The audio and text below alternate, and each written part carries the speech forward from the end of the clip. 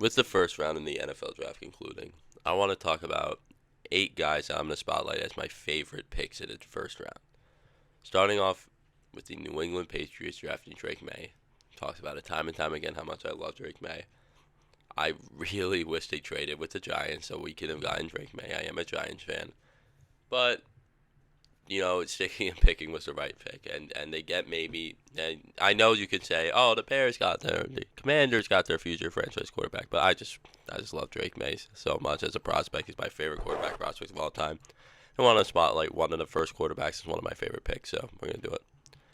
Next, we're gonna go with the Giants not drafting J.J. McCarthy or even Michael Penix or Bo Nix at 6 and drafting a wide receiver. I know Daniel Jones.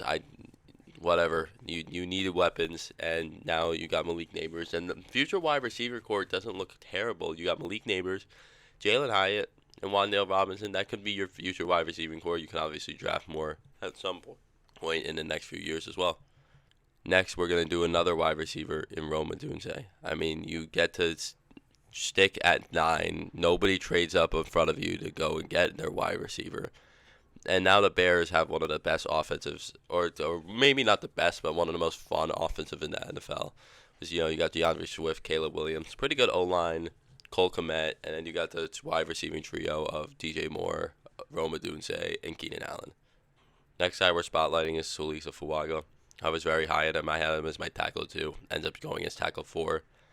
And the Saints really needed an offensive lineman. I think it's just a home run. So it's a great pick.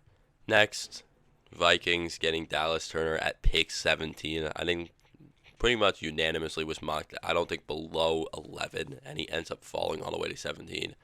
You have to give up a lot to get him. You trade all the way. You trade a lot of your late round picks, second round picks, third round picks, every kind of pick to move into the first round.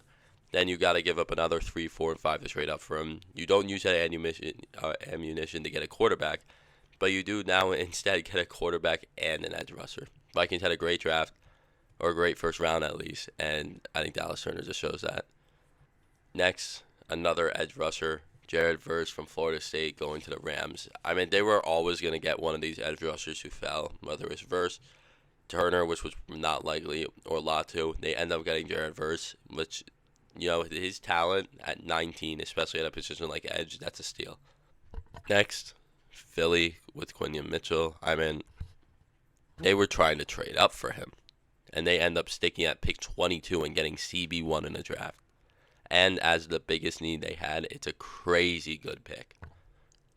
Jacksonville getting Brian Thomas Jr. Also, they could have stuck at 17 and picked him. I didn't think that he would fall all the way to 23. He ends up doing that. You get your Calvin Ridley replacement. You got a really good wide receiver core now, or again after losing Calvin Ridley, and you get to trade down to do it. The final guy I wanted to spotlight is Terrion Arnold. Again, just like Quinion Mitchell, he falls in the draft. And the Lions, whose biggest need is corner, by far trade up, take advantage of it, and able to select possibly CB1 at pick 24. And that's going to do it for the 8 guys that really wanted to spotlight as like the best picks in the draft. Short video, I know. Join the Discord server. Thanks, guys.